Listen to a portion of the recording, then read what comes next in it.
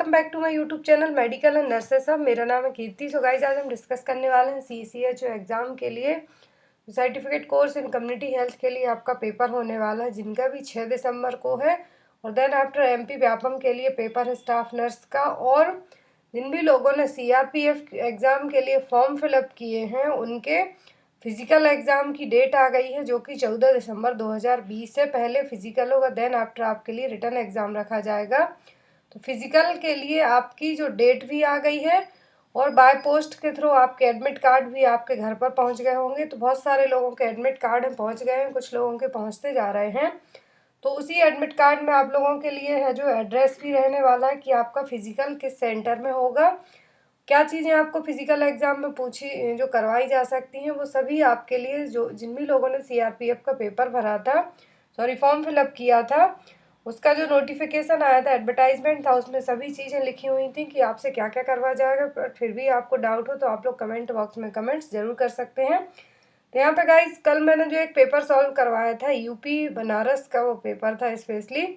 तो उसमें मैंने टोटल 33 MCQ सॉल्व करवाए थे, बट यहाँ पर आज मैं 50 MCQ सॉल्व करवाने वाली हूँ।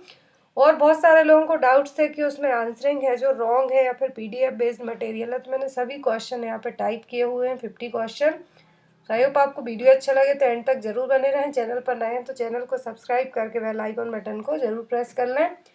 50 क्वेश्चन के बाद एक क्वेश्चन आप लोगों के लिए भी है, क्योंकि जिनका 6 दिसंबर को पेपर होने वाला है उसमें साफ साफ कहा गया है कि आपके लिए 60 मार्क जो 60 नंबर का 60% पेपर है जो CCH कोर्स से भी आ सकता है।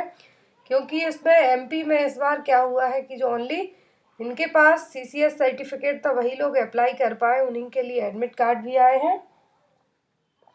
तो उनके लिए क्वेश्चन बहुत ही हेल्पफुल होंगे। और जिनका 20 दिसंबर 2020 को UP में पेपर होने वाला है आफ्टर ट्रेनिंग स्टाफ नर्स के लिए, CHO के लिए, तो उनके लिए भी ये क्वेश्चन इंपॉर्टेंट है। तो वीडियो को एंड तक जरूर देखें बिना स्किप किए हुए। क्वेश्चन नंबर फर्स्ट है, any vital events like birth और death should registered within. तो ये क्वेश्चन आपको एग्जाम में रखा हुआ मिलेगा, चाहे आप कोई से भी स्टेट का CHO का पेपर देने जा रहे हो।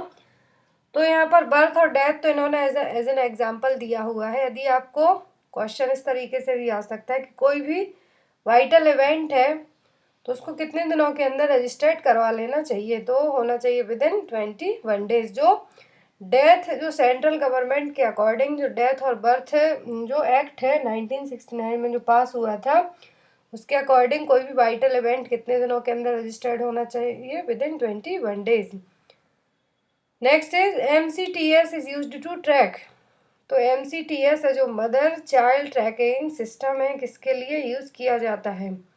ऑप्शन है pregnant women and children up to 2 year of age, pregnant women and children up to 5 year of age, pregnant women and infant and postnatal mother and newborn. तो MCTS है जो किसके लिए यूज़ किया जाता है? ये यूज़ होता है प्रेग्नेंट वुमेन और चिल्ड्रन जिनकी एज कितनी हो 5 साल तक की, उनके लिए उनके हेल्थ रिकॉर्ड को अप टू डेट रखने के लिए MCTS का यूज़ किया जाता है। Next is the proper communication process should be like. तो आपको कम्युनिकेशन से यदि क्वेश्चन आता है तो या तो आपसे कम्युनिकेशन के जो कंपोनेंट हैं, स्टेप है, वेरियर, कुछ भी कम्युनिकेशन प्रोसेस में से पूछ सकते हैं। तो एक प्रॉपर कम्युनिकेशन प्रोसेस में क्या होना चाहिए? ऑप्शन है source, channel, receiver, receiver, channel, source, channel, source और रिसीवर, या फिर सोर्स, रिसीवर और चैनल। ये क्या है? एक वे है, सही तरीका है। कौन सा तरीका सही होगा इनमें कम्युनिकेशन प्रोसेस के लिए? तो वो होगा source, then channel and last is receiver. Source सही होना चाहिए, माध्यम सही होना चाहिए, चैनल जहाँ से आपका जो मैसेज आप भेज रहे हैं, और रिसीवर है जो रिसीव करने के लिए अवेलेबल होना चाहिए। तो प्रॉपर कम्युनिकेशन प्रोसेस इस तरीके से होनी चाहिए। Next is the condition caused by Plasmodium parasite and is transmitted to human by infected female Anopheles mosquito is referred as। तो यहाँ पर ये सिंपल सा क्वेश्चन है कि प्लाज्मोडियम पैरासाइट का जो मलेरिया फैलाने के लिए स्पेशली जो फीमेल एनाफ्लीज मॉस्क्यूटो है, तो वो कौन सी डिसीज़ कॉज कर सकती है? तो यहाँ पर मैंने आंसर भी आपको क्वेश्चन बताते बताते बता दिया। तो उसका आंसर है मलेरिया। मलेरिया किसके थ्रू होता है? प्लाज्मोडियम पैरासाइट की जो कैटेगरी के जो मच्छर हैं एनाफ्लीज मॉस्क्यूटो, उनके थ्रू होने वाली प्रॉब्लम है। Next is the average incubation period of rabies is. Rabies का इंक्यूबेशन पीरियड कितना है? तो उसका इंक्यूबेशन पीरियड होता है 30 से 90 दिन, 30 to 90 डेज। इंक्यूबेशन पीरियड कौन सा टाइम पीरियड है? जब आपकी बॉडी में कोई भी पॉजिटिव एजेंट एंटर करे, एंटर करने के बाद जो फर्स्ट साइन सिम्टम्स शो करता है तो वो क्या कहलाता है? Incubation period. रेबीज का पूछा है तो कितना होता है? 30 से 90 दिन। Next is qualities of supervisor include. तो एक सुपरवाइजर की क्या क्वालिटी होनी चाहिए? ऑप्शन है familiar with health care system, flexible, responsible, D all of the above. तो एक गुड सुपरवाइजर की सभी क्वालिटी होनी चाहिए कि वो फेमिलियर भी हो, हेल्थ केयर सिस्टम में जितने भी लोग रहते हैं उनके साथ, फ्लेक्सिबल भी हो, रिस्पॉन्सिबल भी हो। तो यहाँ पर सही आंसर क्या होगा? D all of the above. Next is what is the purpose of JSY, जननी सुरक्षा योजना। कई बार आपको बता चुकी हूँ मैं, एटलीस्ट आप लोगों ने भी इस क्वेश्चन को 10 बार पढ़ा होगा, जननी सुरक्षा योजना को।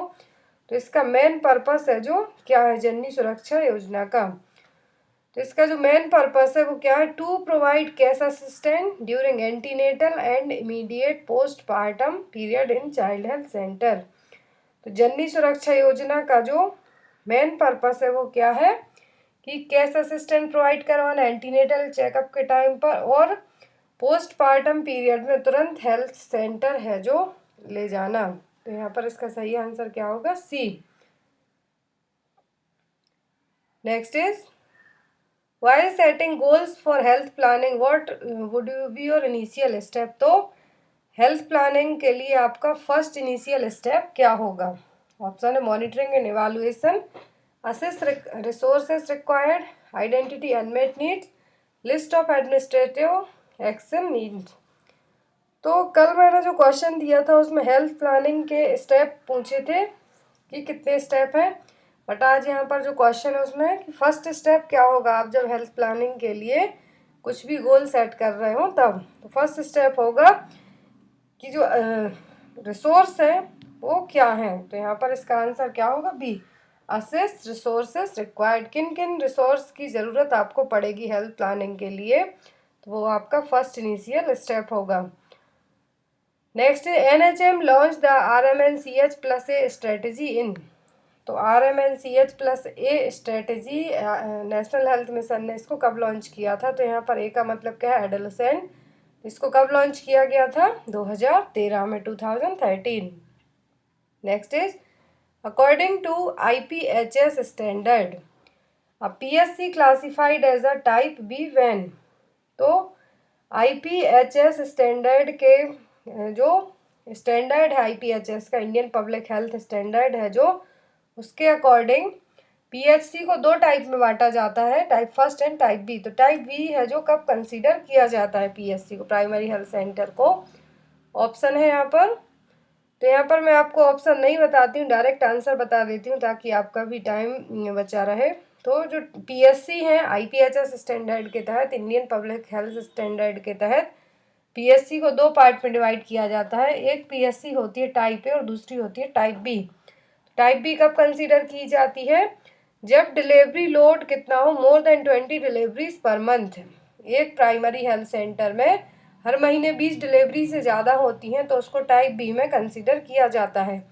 और जब लेस देन 20 डिलीवरीज हो तो यहाँ पर टाइप ए PSC कंसीडर की जाती है। तो आपको दोनों याद रखना है। किस बेस पर? Depending upon the delivery case load के हिसाब से, कितनी डिलीवरी होती है एक PSC में उसके हिसाब से। यदि 20 डिलीवरी पर मंथ से कम हो, पर मंथ में 20 डिलीवरी से कम होती हैं टाइप ए PSC, 20 से ज़्यादा होती, more than 20 deliveries per month, तो क्या होगा? Type B PSC। Next is which of the following disease is not a water washed disease. इनमें से वाटर वॉश्ड डिसीज कौन सी नहीं है? ऑप्शन है स्कैबीज, ट्रैकोमा, टाइफस या फिर dengue fever. Water washed disease इनमें से कौन सी नहीं है? तो वो है डेंगू फीवर। जो वाटर से रिलेट करती हुई डिसीज है, water borne, water washed, water based and vector borne. तो वाटर बॉर्न डिसीज ऐसी डिसीज होती हैं जो कि कंटामिनेटेड वाटर के थ्रू होने वाली हो, जिनको वाटर बॉर्न कहा जाता है। वाटर वॉश्ड डिसीज ऐसी डिसीज होती हैं जो पानी में क्या हो, प्रॉपर सैनिटेशन और हाइजीन के कारण जो प्रॉब्लम होती हैं वाटर से रिलेट करती हुई वो क्या कहलाती हैं, water washed. Water based disease ऐसी डिसीज होती हैं जो इन्फेक्शन ट्रांसमिट होता है किसके थ्रू, एक्वेटिक इंटरब्रेट के थ्रू। जो पॉजिटिव एजेंट है वो कहाँ पर पनप रहे हो, पानी में ही पनप रहे हो और देन आपको डिसीज क्रिएट करें, तो वो क्या होंगी, वाटर बेस्ड। वेक्टर बॉर्न, जो वाटर में पैथोजन रहे उनका ट्रांसमिशन भी वहीं से इंसेक्ट के थ्रू ट्रांसमिट हो वो ऑर्गेनिज्म, तो क्या कहलाते हैं, वेक्टर बॉर्न डिसीज। तो यहाँ पर क्वेश्चन है कि वाटर वॉश्ड डिसीज कौन सी नहीं है, तो वो dengue fever. Next is the number of chlorine tablet required to purify 20 litre of visibly turbid water is. तो 20 लीटर विजिबल टर्बिड वाटर को क्लोरीन, कितनी क्लोरीन टैबलेट की ज़रूरत पड़ेगी, तो पड़ेगी प्योरीफाई करने के लिए टोटल 2 टैबलेट की। Next is a person who sets the infectious agent during early phase of the disease when the infectious agent has entered the body and the body has not started showing symptoms and sign of the disease is known as। एक person है, उसकी body में किसी भी disease के early phase में ही positive agent enter हो गया है, बट एंटर होने के बाद उसकी बॉडी ने किसी भी तरीके के साइन सिम्टम्स वो नहीं किए हैं डिसीज से रिलेट करते हुए, बट उसकी बॉडी में पॉजिटिव एजेंट है, तो किस तरीके का करियर कहलाएगा, कि वो किसी और को किस तरीके से, जो करियर ही कहलाएगा, जो पॉजिटिव एजेंट ऑलरेडी एंटर है बॉडी में, बस उसने साइन सिम्टम्स वो नहीं किए हैं उस पर्सन ने, तो एक करियर बन गया, तो किस तरीके का करियर कहलाएगा। ऑप्शन है कन्वल्सेंट कैरियर, इंक्यूबेटरी, हेल्दी या फिर पैसिव, तो ये कहलाएगा इंक्यूबेटरी कैरियर। तो यहाँ पर इसका सही आंसर क्या होगा, B. Next is a droplet containing infectious agent can be transmitted to a distance of about how many centimetre from the source. Droplet containing infectious agent होते हैं वो कितनी डिस्टेंस से किसी एक सोर्स से दूसरे में एंटर कर सकते हैं। ऑप्शन है 20 to 40 centimetre, 10 to 50 centimetre, 30 to 60 centimetre and 30 to 80 centimetre. तो ड्रॉपलेट कंटेनिंग इन्फेक्शियस एजेंट है ये कितने डिस्टेंस पे एक से दूसरे सोर्स में एंटर हो सकते हैं, 30 से 60 सेंटीमीटर की डिस्टेंस से ही ये दूसरे पर्सन में एंटर हो सकते हैं। नेक्स्ट है all are secondary source of data collection except. तो प्राइमरी सोर्स तो पेशेंट होगा और सेकेंडरी सोर्स यहाँ पर डेटा कलेक्शन के सभी हैं बट किसी एक को छोड़कर। तो ऑप्शन है रिपोर्ट्स, प्रीवियस रिसर्च, क्वेश्चनायर और डी है यहाँ पर सेंसस। सेकेंडरी सोर्स में क्या होगा, रिपोर्ट, रिसर्च और सेंसस। तो क्वेश्चनायर क्या है, आप तुरंत ही उस किसी से भी क्वेश्चन करते हैं पेशेंट से, फैमिली से, तो किस में आ जाएगा, प्राइमरी डेटा कलेक्शन में। तो यहाँ पर इसका आंसर क्या होगा, C. Next is which of the following is not true about colostrum. तो जो फर्स्ट ब्रेस्ट मिल्क सीक्रेट होता है आफ्टर डिलीवरी के बाद, तो उसको लेके सभी पॉइंट सही है बट किसी एक को छोड़कर। ऑप्शन है rich in protein and minerals, rich in anti infective factor, rich in fat, secreted in first few days after delivery. तो सही नहीं है पॉइंट, जो क्या है वो है रिच इन फैट, कोलेस्ट्रम में फैट प्रेजेंट नहीं होता। नेक्स्ट है ऑल और फैट सॉल्यूबल विटामिन एक्सेप्ट। तो यहाँ पर 2 तरीके के विटामिन पढ़े हमने, वाटर सॉल्यूबल और फैट सॉल्यूबल। तो इनमें से फैट सॉल्यूबल विटामिन कौन सा नहीं है, सॉरी फैट सॉल्यूबल विटामिन सभी हैं बट किसी एक को छोड़कर। तो ए डी ई के फैट सॉल्यूबल हैं, बाकी विटामिन बी कॉम्प्लेक्स और विटामिन सी क्या है, वाटर सॉल्यूबल। तो यहाँ पर इसका आंसर क्या होगा, A. Next is vitamin D deficiency in children is. तो बच्चों में विटामिन डी की कमी के कारण कौन सी प्रॉब्लम होती है, तो वो rickets, marasmus, protein allergy, malnutrition का एग्जाम्पल है। स्कर्वी है जो विटामिन सी की कमी के कारण होने वाली प्रॉब्लम है। पेलाग्रा है जो नियासिन या पर विटामिन B3 की कमी के कारण होने वाली प्रॉब्लम है। बट रिकेट्स किसके कारण होता है बच्चों में, विटामिन डी की कमी के कारण। Next is the following are microvascular complication seen in diabetes except. तो हमने डायबिटीज़ में 2 तरीके के कॉम्प्लिकेशन पढ़े, एक तो माइक्रोवैस्कुलर और दूसरा है मैक्रो। मैक्रोवैस्कुलर में क्या होता है कि जो ऑर्गन है डायरेक्टली वही डैमेज होंगे। तो यहाँ पर माइक्रोवैस्कुलर कॉम्प्लिकेशन सभी है बट किसी एक को छोड़कर। तो इनमें जो 4 ऑप्शन है, रेटिनोपैथी, नेफ्रोपैथी, न्यूरोपैथी और कोरोनरी आर्टरी डिसीज। तो यहाँ पर जो कोरोनरी आर्टरी डिसीज है मैक्रोवैस्कुलर कॉम्प्लिकेशन है डायबिटीज का, तो यहाँ पर इसका आंसर क्या होगा, D, coronary artery disease. Next is which of the following symptom is usually seen in kwashiorkor but not in marasmus. तो यहाँ पर इसमें से कौन से सिम्टम है जो क्वासियोरकर में देखने को मिलेंगे लेकिन मरासमस में नहीं। ऑप्शन है children appear emaciated, irritable, weak and lethargic, monkey और aged face, skin in dry, wrinkled and loose, generalized edema. Generalized edema किस में देखने को मिलता है, तो ये देखने को मिलता है क्वासियोरकर में। तो यहाँ पर इसका सही आंसर क्या होगा, डी। ये देखिए यहाँ पर ये बच्चा क्वासियोरकर है और दूसरा है marasmus. Next is Hansen's disease is also known as, तो हैंसन डिसीज का दूसरा नाम क्या है, leprosy. Next question, reconstitution of VHSNC is carried out. तो आपको VHSNC का फुल फॉर्म मैं बता चुकी हूँ बट एक बार फिर से बता देती हूँ। तो VHSNC का फुल फॉर्म है, जो नेशनल रूरल हेल्थ मिशन के थ्रू लॉन्च की गई स्कीम है, एक village health sanitation and nutritional committee जो स्पेशली ग्राम पंचायत में बनाई जाती है। तो VHSNC है जो हर बार कब बनाई जाती है, जब एक न्यू पंचायत इलेक्टेड होती है, जो पंचायत के चुनाव होते हैं तो नई पंचायत बनती है, तभी VHSNC का गठन भी किया जाता है NRHM के द्वारा। तो यहाँ पर इसका आंसर क्या होगा, C, when new panchayat is elected. Next is Rahul, aged 4 years, is brought to the PSC for vaccination. On history taking, you realize that the child has never been immunized. What would you be do administer as the state dose? तो एक 4 साल का बच्चा PSC में लाया गया, उसको कभी भी इम्यूनाइजेशन नहीं हुआ, वैक्सीनेशन नहीं हुआ है कोई सा भी, आपको हिस्ट्री लेने से पता चला है, तो आप उसके लिए कौन सी वैक्सीन देंगे। तो यहाँ पर 4 साल के बच्चे के लिए जो वैक्सीन दी जाएंगी, DPT का first dose, OPV first, measles and 2 ml of vitamin A solution है जो प्रोवाइड करवाया जाएगा। Next is all of the following statement are true regarding a positive sac test except. तो सेक टेस्ट है जो vaccination के लिए किया जाता है, बट यहाँ पर पॉजिटिव सेक टेस्ट के सभी स्टेटमेंट सही है बट किसी एक को छोड़कर।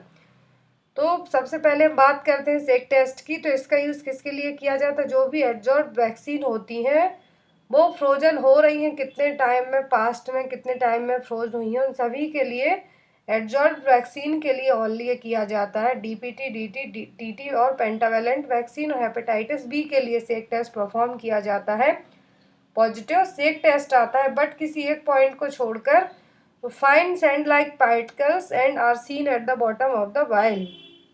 तो सेक टेस्ट के स्टेप भी होते हैं, 10 to 12 स्टेप होते हैं इसको परफॉर्म करने के लिए वैक्सीन के लिए। तो यहाँ पर इसका सही आंसर क्या होगा, ए।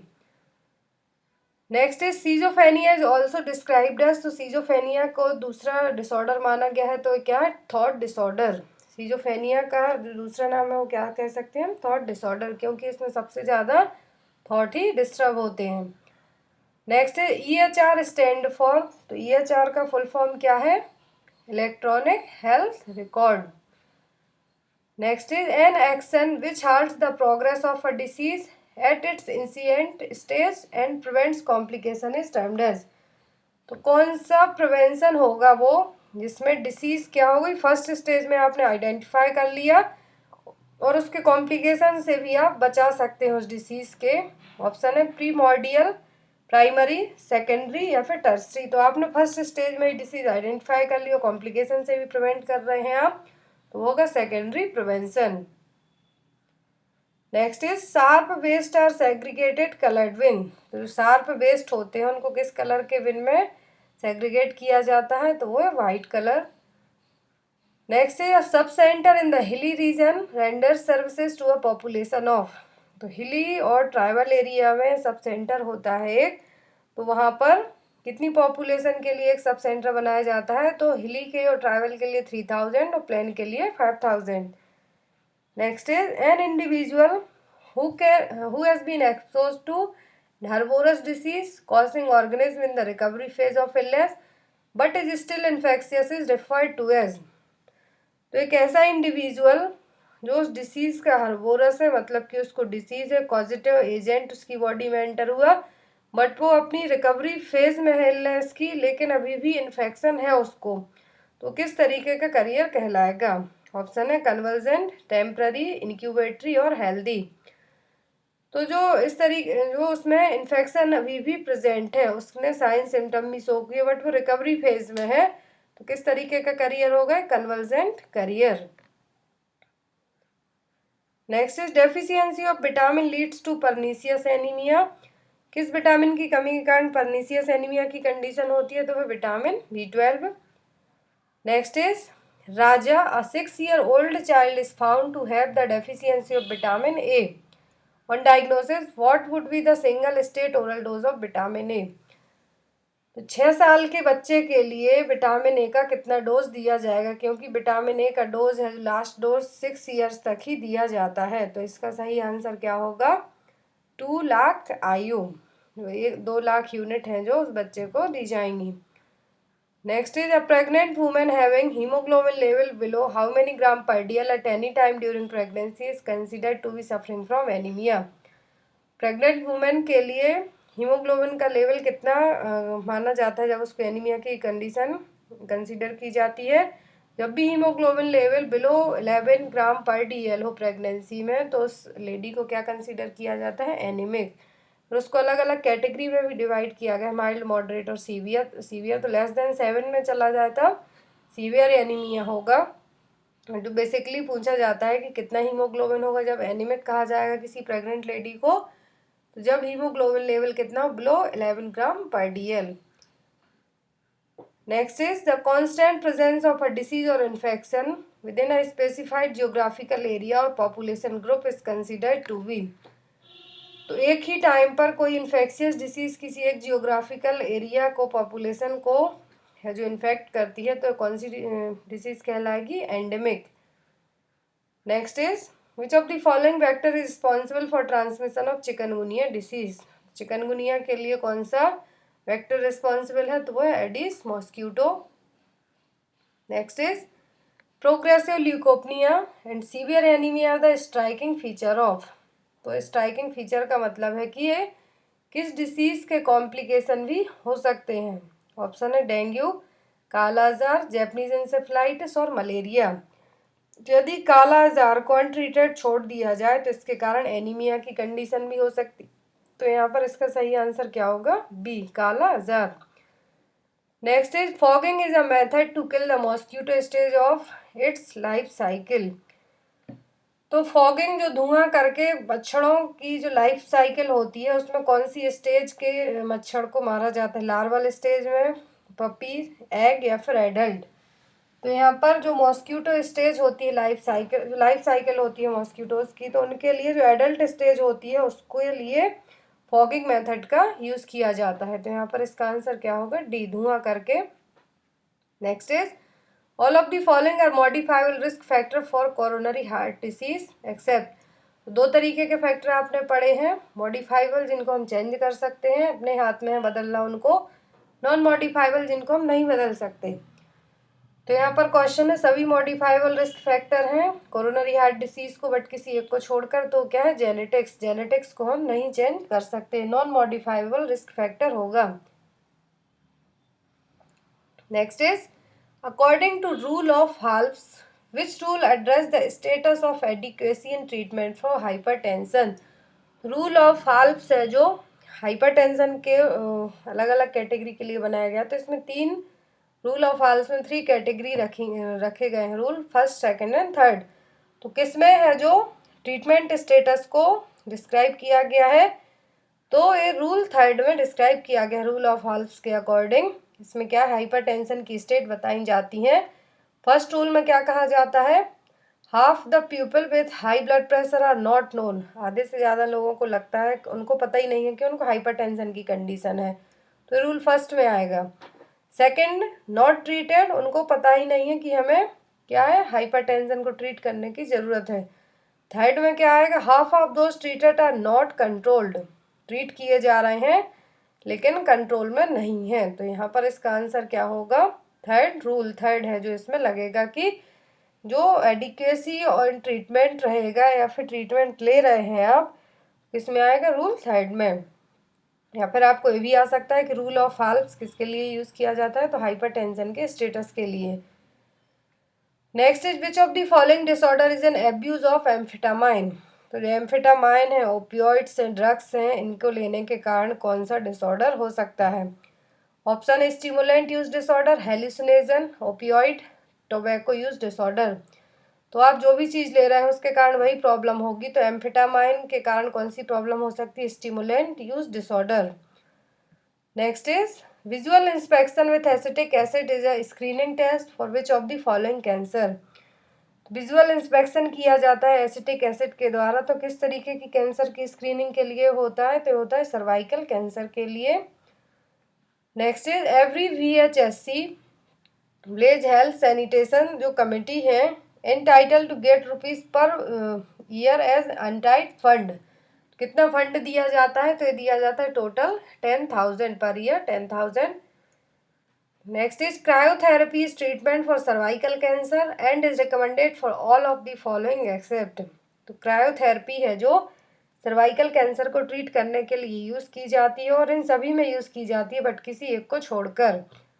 ऑप्शन है no suspicion of invasive cancer, the entire lesion is located in the ectocervix, lesion is visible in its entire extent, और पोस्ट मेनोपॉजल ब्लीडिंग। तो क्रायोथेरेपी का यूज़ हम किस में नहीं कर सकते हैं, तो वो पोस्ट मेनोपॉजल ब्लीडिंग के लिए हम इसका यूज़ नहीं कर सकते हैं। Next is all of the following are component of health belief model except. तो हेल्थ बिलीफ मॉडल के आपने टोटल 6 कंपोनेंट्स पढ़े हैं। Perceived severity, cues to action, perceived grandiosity और परसीव्ड बैरियर्स। तो हेल्थ बिलीफ मॉडल के अकॉर्डिंग है जो susceptibility, severity, health motivation, perceived benefit और परसीव्ड बैरियर्स, एंड देन आपको एक्शन लेना है और क्यूज टू एक्शन। तो यहाँ पर जो इसका राइट आंसर है वो क्या होगा, perceived grandiosity health belief model का कंपोनेंट और पार्ट नहीं है। Next is data entry errors can be reduced by. तो डेटा एंट्री के जो एरर हैं, त्रुटियाँ आती हैं, गलतियाँ होती हैं, वो किसके थ्रू हम कम कर सकते हैं, visual scanning, performing validation check, identification of statistical outline, या फिर D all of the above. Data entry में जो एरर आते हैं उन एरर्स को हम इन सभी के थ्रू ठीक कर सकते हैं। Next is disease is endemic when it is. किसी डिसीज को एंडेमिक कब कंसीडर किया जाता है, जब ये एक ही जियोग्राफिकल एरिया में प्रेजेंट रहे, constantly present in geographical area, वहाँ से ज़्यादा ना फैले। Next in the demographic cycle India stands eight which stage. तो डेमोग्राफिक साइकिल के अकॉर्डिंग इंडिया है जो किस स्टेज में है, हाई स्टेशनरी, लो स्टेशनरी, लेट एक्सपेंडिंग या फिर अर्ली एक्सपेंडिंग। जो जितने भी डेवलपिंग कंट्री आते हैं वो सभी डेमोग्राफिक साइकिल में लेट एक्सपेंडिंग स्टेज में रहते हैं। तो अपना इंडिया भी किस में, late expanding stage. Next is the process of systematic collection, orderly consolidation and evaluation of pertinent data with promote dissemination is called. तो डेटा को सही तरीके से कलेक्ट किया जा रहा है, कंसोलिडेट किया जा रहा है, इवालुएट किया जा रहा है, तो ये सभी किस प्रोसेस में आएंगे, ये प्रोसेस कहलाएगी surveillance. Next is during pregnancy additional energy requirement in second and third trimester. Pregnancy के सेकेंड और थर्ड ट्राइमेस्टर में कितनी कैलोरी की ज़रूरत पड़ती है, total per day 350 kilo calorie extra है जो ज़रूरी होती है सेकेंड और थर्ड ट्राइमेस्टर ऑफ प्रेगनेंसी में। Next daily protein requirement of an adult is. तो एक एडल्ट को डेली कितने प्रोटीन की ज़रूरत पड़ती है, 1 ग्राम पर केजी पर बॉडी वेट। 1 ग्राम प्रोटीन पर किलोग्राम बॉडी वेट के हिसाब से एक एडल्ट को प्रोटीन की ज़रूरत पड़ती है। लास्ट क्वेश्चन आपके लिए, इसका आंसर आप लोग कमेंट बॉक्स में बताना।